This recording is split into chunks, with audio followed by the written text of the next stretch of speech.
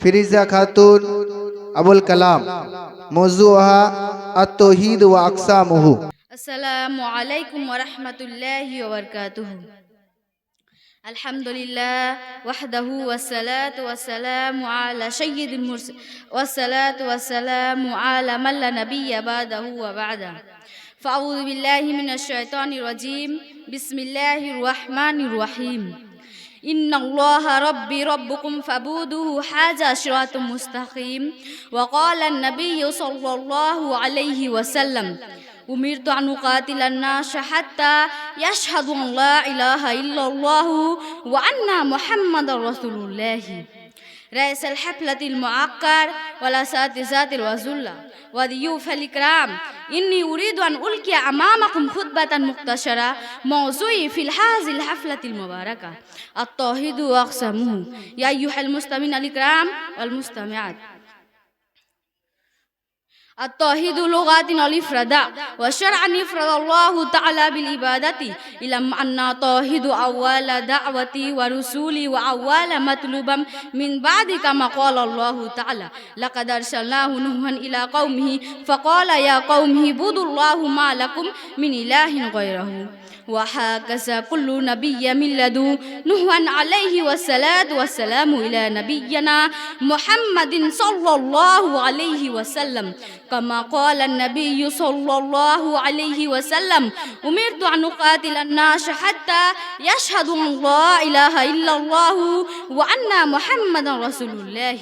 ولهذا كنا من الصحيح وإن أول وظيفا يضيب على المخالف شهادة أن لا إله إلا الله.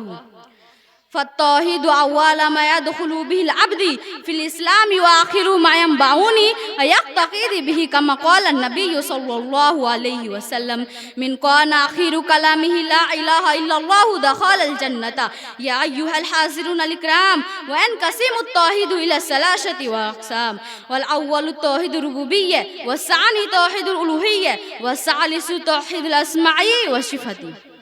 توحيد الربوبية وهي توحيد بالله بأفعاله كالخلق والرزق والإحياء والإيمانة والملك والتدبير، بأمن الإيمان بأن الله سبحانه وتعالى هو الخالق الرازق المالك المتصرف والمدبر لكل شيء لا ردع لكاز على معقب حكمه، كما قال حكمه. توحيد الألوهية وهي توحيد بالله بالعبادة التي خلقكم لها أو زداه من عزالها كالصلاة والسلام والجباه والنزار والاستغاثة وغير ذلك من أنواع عبادة الله، بأمن الشرف جميع أنواع عبادة الله وحده لا شريك له، فلا عضو من دون أحد من خلقه، لا ملاك مقرب ولا نبي مرسل، فمن شرف شيئا منها لغير الله فهو مشرك كافر، كما قال الله تعالى قل إني صلاتي ونسكي ومحياي ومماتي رب العالمين لا شريك له وبذلك أمرت أن أول المسلمين.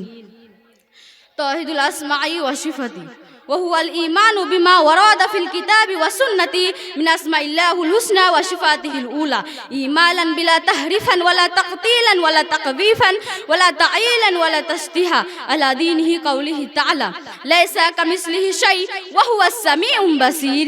يا أيها الإخوة في الله، فليجب على المسلم أن يصف الله بما وصف به نفسه أو وصف الله رسوله صلى الله عليه وسلم، كما قال النبي صلى الله عليه وسلم